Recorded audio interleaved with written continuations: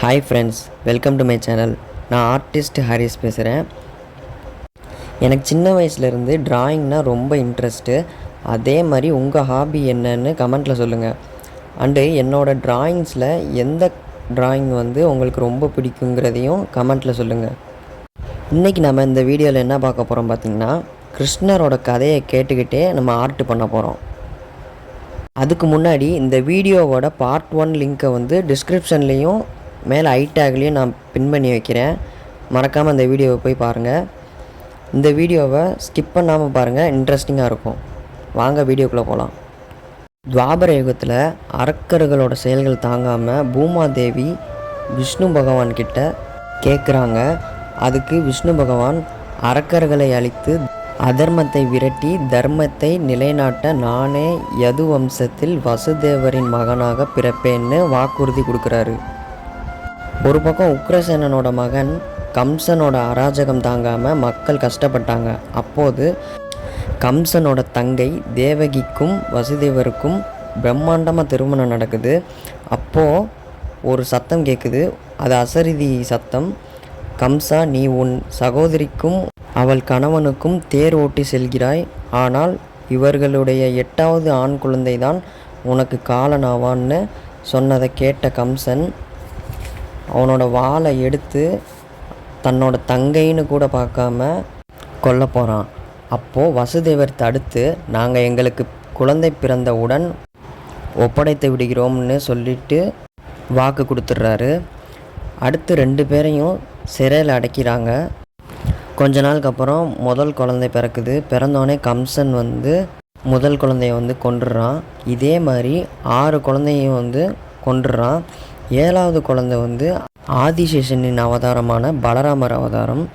இதையும் கம்சன் கொன்றுவான்னு விஷ்ணு பகவான் யோகமாயைக்கு ஆணையிடுவார்.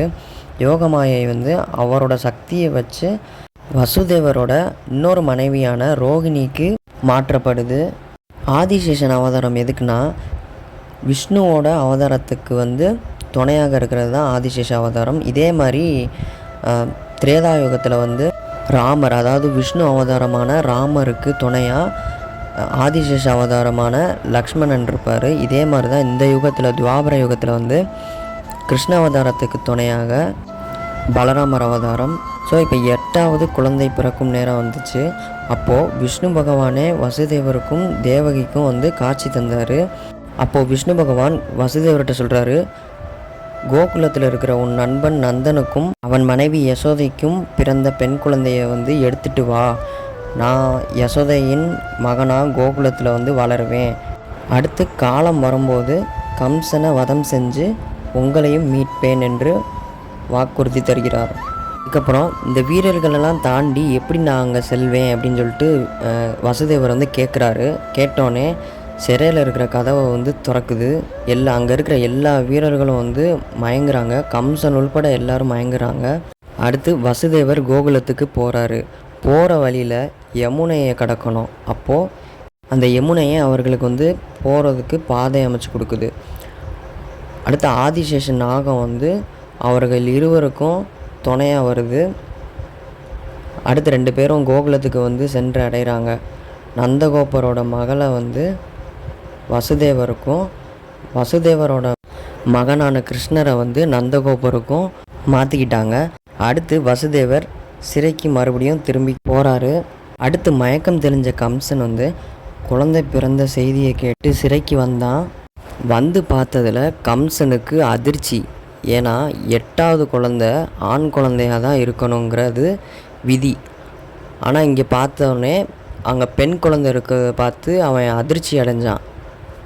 8வதாக பெண் குழந்தைய பார்த்ததும் கம்சனுக்கு சந்தேகம் வந்துச்சு. அது எப்படி தேவர்களின் வாக்கு பொய்யாகும், எப்படி ஆண் குழந்தை தானே பிறந்திருக்கும், ஏன் பெண் குழந்தை பிறந்துச்சு அப்படின்னு சொல்லிட்டு 2 பேர்ட்டையும் கேட்டுக்கிட்டே இருந்திருப்பான். வசுதேவரும் தேவகியும் பெண் குழந்தை தான் பிறந்துச்சு, அதனால் நீ கொல்லக்கூடாது அப்படின்னு சொல்லி வச்சுருவாங்க. ஆனால் அதை கம்சன் கேட்கவே மாட்டான். பிறந்தது ஆண் குழந்தையோ பெண் குழந்தையோ, ஆனால் 8வது பிறந்துச்சுல, அதனால் கொல்வேன் அப்படின்னு சொல்லி அந்த குழந்தைய அவங்ககிட்ட இருந்து பிடுங்கி அது செவுத்தில் தூக்கி எறிவான். தூக்கி எரிஞ்சோடனே அந்த குழந்தை துர்கை வடிவத்தில் காட்சி அளித்து உனது காலன் கோகுலத்தில் வளர்வான்னு சொல்லிட்டு அந்த பெண் குழந்தை மறைஞ்சு போயிடும். ஸோ இதுதான் கிருஷ்ணரோட பிறப்பின் கதை. நான் இது வரைக்கும் சொன்னதில் ஏதாவது மிஸ் பண்ணியிருந்தா கமெண்ட் செக்ஷனில் கமெண்ட் பண்ணுங்கள், நானும் தெரிஞ்சுக்கிறேன், மற்றவங்களும் தெரிஞ்சுக்கட்டும். ஸோ இதுக்கப்புறம் வந்து கிருஷ்ணருக்கு ஒரு தங்கை இருப்பாங்க, அவங்க பேர் சுபத்திரை. அவங்க எப்படின்னா கிருஷ்ணருக்கும் சுபத்திரைக்கும் 12 வருஷம் டிஃப்ரென்ஸு. எப்படின்னா கிருஷ்ணர் கம்சனை வதம் பண்ண பிறகு இவங்க பிறந்திருப்பாங்க. இவங்க வசுதேவரோட இன்னொரு மனைவியான ரோகிணிக்கும் பிறந்தவங்க தான் இந்த சுபத்திரை. ஸோ நான் இது வரைக்கும் சொன்ன இந்த கதையில் எதை மிஸ் பண்ணியிருந்தாலும் கமெண்ட் செக்ஷனில் கமெண்ட் பண்ணுங்கள்.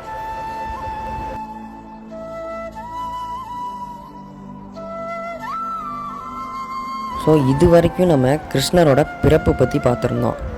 இப்போ பார்க்க போகிறது கிருஷ்ணரோட வளர்ப்பு அண்ட் அவர் எப்படி என்னென்னலாம் பண்ணார், என்னென்னலாம் லீலைகள் செஞ்சார் அப்படிங்கிறத தான் நம்ம பார்க்க போகிறோம். கம்சனுக்கு தன்னோட காலன் கோகுலத்தில் தான் வளர்றான்னு தெரிஞ்சோடனே அவன் நிறைய அசுரர்களை வந்து கோகுலத்துக்கு அனுப்புகிறான். கோகுலத்துக்கு அனுப்பி பிறந்த குழந்தையெல்லாம் கொன்றுங்க அப்படின்னு சொல்லி நிறைய பேர்த்த வந்து கொல்ல சொல்கிறான். கிருஷ்ணர் எல்லாத்தையும் வந்து அழிச்சிடுறாரு. இதே மாதிரி நடந்துக்கிட்டே இருக்குது. ஏகப்பட்ட அசுரர்களை வந்து கம்சன் வந்து அனுப்பிச்சிக்கிட்டே இருக்கான். கிருஷ்ணர் வந்து கொன்னுக்கிட்டே இருப்பார். இது ஒரு பக்கம் இருக்க, கோகுலத்தில் கிருஷ்ணர் பல லீலைகள் செய்கிறாரு. அதில் வெண்ணெயை திருடுறாரு. வீட்டில் வச்சுருந்த வெண்ணெயை வந்து குரங்குகளோட சேர்ந்து திருடி சாப்பிடுவார். இன்னொன்று, வெண்ணெயை எடுத்துகிட்டு போகிற பாத்திரத்தில் கல்லை விட்டு அடித்து அதில் இருக்கிற வெண்ணெயை சாப்பிடுவார். இப்படி ஒரு பக்கம் இவரோட குடும்பத்தினா அதிகரிச்சுக்கிட்டே இருந்துச்சு. ஒரு நாள் கிருஷ்ணரோட ஃப்ரெண்ட்ஸ் எல்லோரும் சேர்ந்து விளாண்டுட்டு இருப்பாங்க. ஆனால் கிருஷ்ணர் மட்டும் மண்ணில் உட்காந்து மண் எடுத்து சாப்பிட்டுட்டு இருப்பார். இதை பார்த்த அவன் ஃப்ரெண்டு வந்து பலராமன்கிட்ட போய் சொல்லுவான். பலராமன் வந்து கிருஷ்ணர்கிட்ட மண் சாப்பிடக்கூடாது அப்படின்னு சொல்லுவார். அதுக்கும் மீறி சாப்பிட்டா நான் அம்மாட்ட போய் சொல்லிடுவேன் அப்படின்னு சொல்லுவார். ஆனால் கிருஷ்ணர் அதை கேட்கவே மாட்டார். மண் சாப்பிட்டுக்கிட்டே தான் இருப்பார். இது உடனே பலராமன் வந்து அவங்க அம்மாவான யசோதாவிட்ட போய் சொல்லுவார். சொன்னோடனே அவங்க அம்மா அங்கே வருவாங்க. வந்து கிருஷ்ணர்கிட்ட வந்து கேட்பாங்க, நீ மண் சாப்பிட்டாயா அப்படின்னு கேட்பாங்க. அதுக்கு கிருஷ்ணர் இல்லை, நான் மண் சாப்பிடலை அப்படின்னு சொல்லுவார். ஆனால் மற்ற எல்லோரும் அவங்க கூட இருந்த மற்ற எல்லோரும் இல்லை, இவர் வந்து மண் சாப்பிட்டாரு அப்படின்னு சொல்லுவாங்க. அதை வந்து மறுபடியும் கிருஷ்ணர் வந்து இல்லைன்னு தான் சொல்லுவார். நாங்கள் எல்லாம் பார்த்தோம், இவர் மண் தான் சாப்பிட்டாரு அப்படின்னு சொல்லுவாங்க. உடனே கிருஷ்ணர், மண் அசுத்தம், நான் வந்து சாப்பிட மாட்டேன், நீங்கள் வேணால் செக் பண்ணி பாருங்கள் என்னைய அப்படின்னு சொல்லிட்டு வாயை திறந்து காமிப்பார். திறந்து காமிச்சோடனே அவங்க அம்மா பார்ப்பாங்க. பார்த்தோன்னே உலகமும் தெரியும். கடைசியில் விஷ்ணுவும் தெரிவார். இதை பார்த்த அவங்க அம்மாவுக்கு அப்படியே அதிர்ச்சி ஆயிரும். என்னன்னு சொல்லாமல் அப்படியே போயிடுவாங்க. இன்னொரு ஈவெண்ட் என்னன்னு பார்த்தீங்கன்னா, ஒரு நாள் பழ வியாபாரி ஒருத்தவங்க வர்றாங்க. அவங்க மாம்பழம் விற்றுட்டு வர்றாங்க. மாம்பழம் கூவி விற்கிறாங்க. இதை பார்த்த கிருஷ்ணருக்கு மாம்பழம் சாப்பிட்ணுன்னு ரொம்ப ஆசையாக இருக்குது. உடனே அவங்ககிட்ட போய் எனக்கு மாம்பழம் தர்றீங்களா அப்படின்னு போய் கேட்குறாரு. கேட்டோடனே அந்த வியாபாரி காசு இல்லைன்னா தானியம் கொடுன்னு அன்பாக சொல்கிறாங்க. அதை கேட்ட கிருஷ்ணர் வீட்டுக்கு போய் அரிசியை தன்னோட 2 கையால் அள்ளிட்டு வர்றாரு. அது கொண்டு வந்த வழியில் பூரா அவர் சிந்திக்கிட்டே வர்றாரு. 2 கையை இப்படி தான் வச்சுருக்காரு. சின்ன குழந்தையில அவர் வந்து இப்படி 2 கையில் வந்து பிடிச்சு கொண்டு போகிறாரு. கொண்டு போகிறப்ப பூரா வழி நடுக சிந்திக்கிட்டே போகிறாரு. அங்கே போய் கொடுக்கும்போது 4-5 தான் இருக்குது. இதை பார்த்த வியாபாரி வந்து, நீ சிந்திட்டே வந்துட்ட கண்ணான்னு சொல்லி அவருக்கு பாசமாக அதை இலவசமாகவே மாம்பழத்தை வந்து கொடுக்குறாங்க. கிருஷ்ணரும் அதை பாசமாக வாங்கி அதை சாப்பிட ஆரம்பிக்கிறாரு. சாப்பிட்டோன்னே அந்த வியாபாரிகிட்ட இருக்கிற பழ மூடையில் இருக்கிற பழத்தை பூரா தங்கமாக மாற்றிடுறாரு. அவங்க அந்த வியாபாரி பார்த்தோன்னே ஆச்சரியப்பட்டாங்க. அந்த பழ மூடை பூரா தங்க நகைகளாகவும் தங்க பொற்காசுகளாகவும் மாறிடுச்சு. இதை பார்த்தோன்னே அதிர்ச்சியில் பார்க்குறாங்க கிருஷ்ணரை. அது கிருஷ்ணர் வந்து இது என் மீது அன்பு காட்டியதற்காக அப்படின்னு சொல்கிறாரு. இதை கேட்ட அவங்களும் என்ன சொல்கிறதுன்னு தெரியாமல் அதை பார்த்த அதிர்ச்சியிலேயே வந்து அந்த மூடையை தூக்கிட்டு போயிட்டாங்க. இதே மாதிரி பல நிகழ்வுகள் வந்து சுவாரஸ்யமாக இருக்குது. இந்த வீடியோவில் வந்து கிருஷ்ணரோட முழு பிறப்பின் கதையையும் அண்டு கிருஷ்ணரோட கொஞ்சம் வளர்ப்பின் கதையையும் நான் சொல்லியிருக்கேன். நான் சொன்னதில் ஏதாவது விட்டு போயிருந்தால் கமெண்ட் செக்ஷனில் சொல்லுங்கள், நான் தெரிஞ்சுக்கிறேன். அண்டு நம்ம சப்ஸ்கிரைபர்ஸும் தெரிஞ்சுக்கட்டும். இந்த கதையோட கண்டினியூஷனை நான் அடுத்த வீடியோவில் போடுறேன்.